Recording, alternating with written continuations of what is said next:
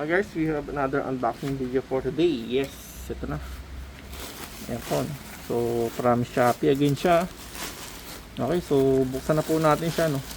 Yung tayo gamit na. May label naman siya, guys. So, naka parang tape lang siya kasi. Ayun natin, no. Yun.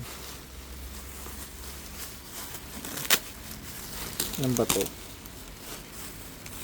Yung isa, dalawa, tatlo,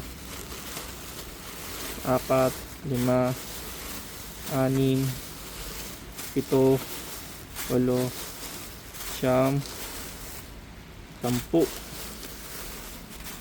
11, 12. So meron tayong 12 dito na supot, ano. And guys, ano, 12 pieces po ito. So far okay naman po, wala po tayong problema. So ito po pala isang klase ng fiber, no. Ito po ay gagamitin natin para ilagay sa ating tambucho na nabili para sa ating Motorstar Star X175. Ano po natin, no?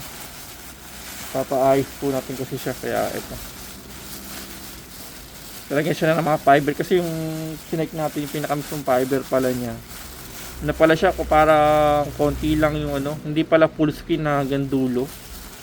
Ipapakita ko po sa inyo, no. So yun lang, pero ito po yung ating fiber. Hindi ko po na mabubuksan kasi medyo ano to eh. Medyo delikado rin po to na buksan basta-basta lang. So yun lang po, and thank you for watching po.